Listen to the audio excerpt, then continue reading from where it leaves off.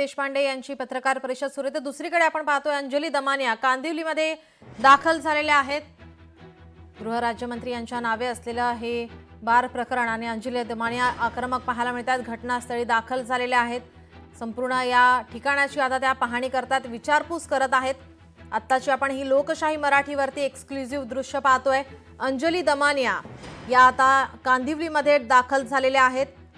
योगेश कदम यांच्या नावे बार प्रकरण आणि आता या ठिकाणी पाहणी करण्यासाठी अंजली दमानिया दाखल झाल्या। बिजली चली जा रही है, बिजली है ही नहीं।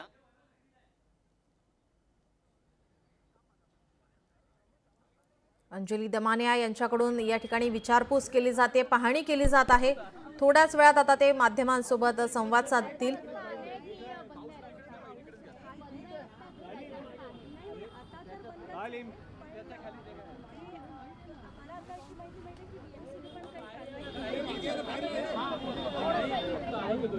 अरे इथे नको रे, समोर अरे पाऊस पडतोय, इकडेच घ्या।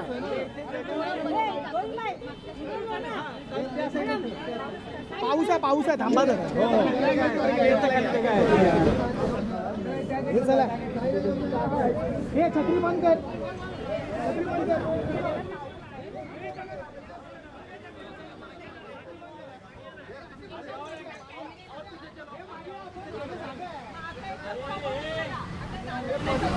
गृह राज्यमंत्री योगेश कदमांच्या नावे बार प्रकरण सामाजिक कार्यकर्ते अंजली दमानिया आज सत्यता पडताळणीसाठी या ठिकाणी दाखल झालेले आहेत। आत्ताची आपण ही ताजी दृश्य पाहतोय। अंजली दमानिया कांदिवलीमध्ये दाखल झालेले आहेत। महाराष्ट्रातील राजकीय परिस्थितीवरील तीव्र नाराजी त्यांनी व्यक्त केली आहे।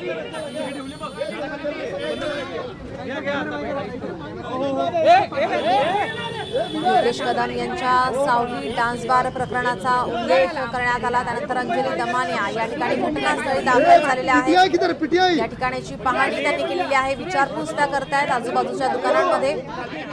महाराष्ट्रातील राजकीय परिस्थितीवर त्यांनी तीव्र नाराजी व्यक्त केली आहे। विविध नेत्यांवर गंभीर आरोप केलेत। कायदा आणि सुव्यवस्थेच्या ढासळत्या स्थितीबद्दल त्यांनी चिंता व्यक्त केली आहे।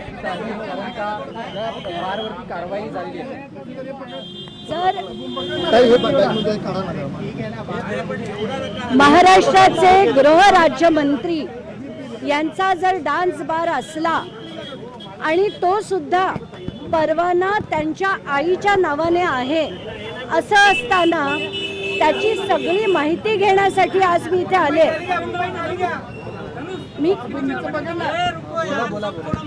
मी कधीही कुठलंही प्रकरण घेतलं की पहिले त्याचे कागदपत्र बघते, तर आता मी आधी ही जागा बघून इथून समतानगर पोलीस स्टेशनला जाणार आहे। मी काल त्या पियांशी बोलले, त्यांची वेळ घेतली आहे आणि आज जाऊन परवान्याची कॉपी, त्याचे काढलेले व्हिडिओ, कारण आता जी माहिती आहे आणि जो FIR मी वाचला त्या FIR मध्ये सरळ सरळ सगळ्या गोष्टी लिहिलेल्या आहेत की 5 माणसांचं पथक पाठवून इकडे आधी त्यांनी खालपासून वरपर्यंत पोलिसांचं पथक पाठवलं गेलं होतं। 5 पंच होते पोलीस, त्याच्यापैकी 1 जण वर होता जो तिथे व्हिडिओ काढत होता। त्याच्यानंतर एक पोलिसांनी इशारा केला, मग बरोबर 11:10 रात्री इथे धाड टाकण्यात आली होती आणि व्हिडिओ सकट 22 महिलांना, त्याच्या कसं असतं, जर एखादा परवाना दिला तर त्याच्या काही अटी शर्ती असतात, त्या सगळ्या अटी शर्तींचं उल्लंघन झालं होतं। स्टेजच्या खाली महिला येऊन त्यांच्याबरोबर राहू शकत नाहीत, पण त्या ग्राहकांबरोबर त्या महिला बसलेल्या होत्या। हे सगळं मी जेव्हा आता FIR मध्ये वाचलंय, त्याच्यात त्यांच्या परवाना देखील योगेश कदम यांच्या आईच्या नावावर आहे। तर हे जे म्हटलं जात आहे, आधी म्हणाले ऑर्केस्ट्रा आहे, तर हा ऑर्केस्ट्रा नाही आहे, कारण त्याच्या व्हिडिओ सकट सगळे डिटेल्स पोलिसांकडे आहेत। यानंतर जेव्हा कळत आहे की त्यांनी सांगितलं की माझं नाव होतं पण मी ते चालवायला तिसऱ्याला दिलं होतं, तर चालवायला दिलेलं नव्हतं, कारण परवानाच मुळी योगेश कदम यांच्या आईच्या नावावर आहेत आणि जी बाकीची माणसं होती ती मॅनेजर, कॅशियर, म्हणजे ती नोकरदार माणसं होती। तर याचा अर्थ सरळ आहे की हा जो बार होता तो योगेश कदम यांचाच आणि त्यांच्या वडिलांचा होता, कारण त्याच्या बारच्या परवान्यावर त्यांच्या आईचं नाव होतं। कुठच्याही परिस्थितीत असे गृहमंत्री महाराष्ट्राला नकोत. गृहराज्यमंत्री यांनी तातडीने राजीनामा देण्यासाठी मला लीगली ज्या गोष्टी करायच्या आहेत त्यासाठी मी आता समतानगर पोलीस स्टेशनला जाणार आहे.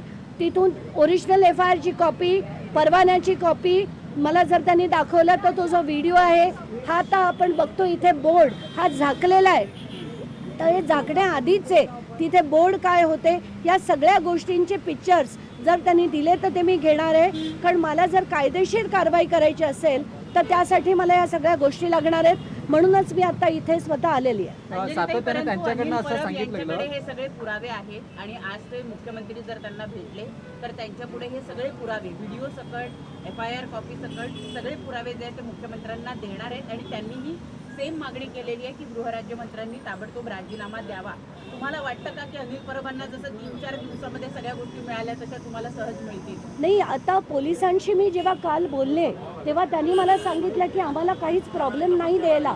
आणि FIR इज ऑलवेज FIR हे नेहमी पब्लिक डॉक्युमेंट असतं, हे कुठलेही पोलीस नकार देऊ शकत नाहीत द्यायला.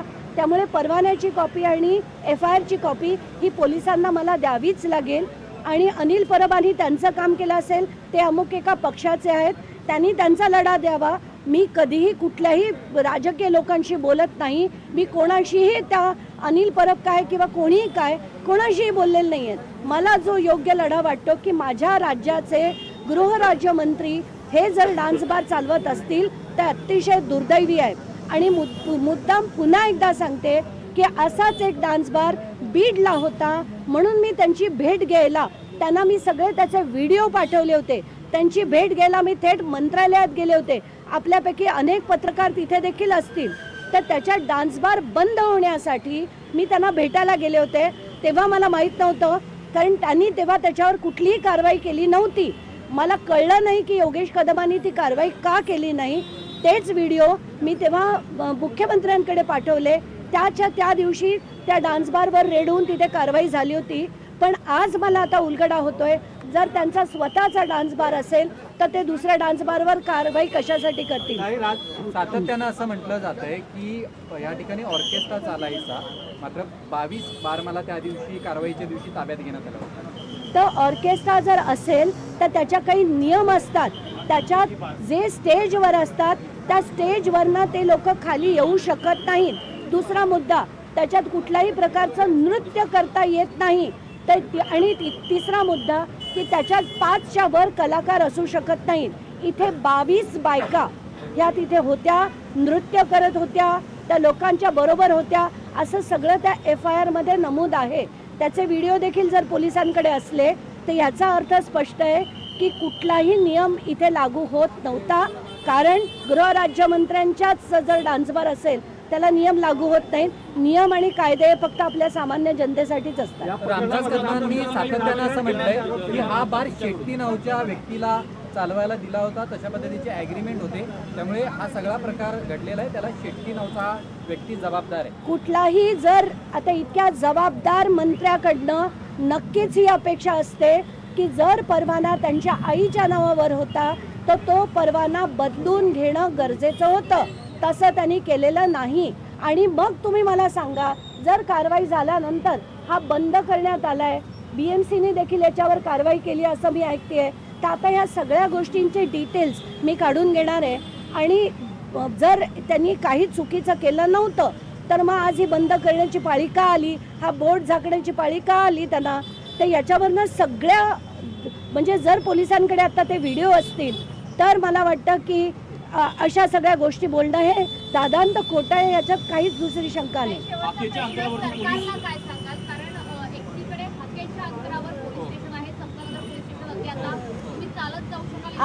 अगदी समोर समतानगर पोलीस स्टेशन असताना इथल्या सगळ्यांना माहिती होतं. म्हणून मी इथल्या बाजूच्या दुकानवाल्याला पण विचारलं की वर काय होतं, हे काय स्ट्रक्चर आहे, तर तो म्हणाला सावली बार होता.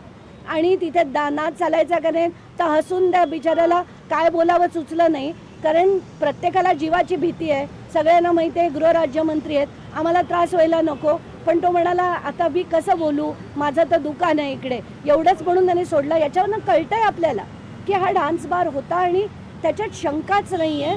आत्ताच्या घटकेला असे गृह राज्यमंत्री आम्हाला नकोत, ही स्पष्ट भूमिका माझी आहे. काही सरकारला काय सांगाल, कारण एकीकडे RR आबांनी ज्यांनी डान्सबार बंद करण्याची घोषणा केली होती, त्यांचा पक्ष सुद्धा सत्तेत आहे, त्यांच्या पक्षाचे एक मंत्री विधान भवनात जुगार खेळत आहेत, तर दुसरे सरकारमधले गृह राज्यमंत्री त्यांचा डान्सबार आहे, त्यामुळे सरकारला काय सांगाल? सरकारला मला ठणकावून सांगायचं आहे की असे मंत्री, कुठलंही कॉर्पोरेट ऑफिस असलं तर कुठल्याही पदावर, उच्च पदावर जेव्हा माणूस ठेवला जातो तेव्हा त्याचं ड्यू डिलिजन्स केलं जातं. आपल्याच देशात आपण मंत्री बनवतो, पण ते मंत्रीपद आपण कोणाला देतोय याचं काहीही चेक्स अँड बॅलन्सेस नाही आहेत. त्यांची कुठलीही चौकशी न करता गृह राज्यमंत्री डान्सबार चालवतात, तर कठीण आहे आपल्या महाराष्ट्र राज्याचं.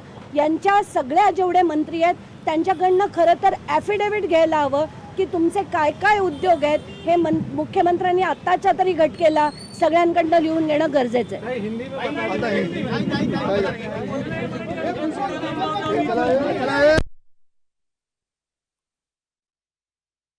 यांच्याकडून सावली बारची पाहणी करण्यात आलेली आहे. गृह राज्यमंत्री योगेश कदम यांच्या नावे बार प्रकरण. योगेश कदमांच्या सावली बारची अंजली दमानिया यांच्याकडून पाहणी करण्यात आलेली आहे. लोकशाही मराठी ऐका, पहा, जागरूक रहा.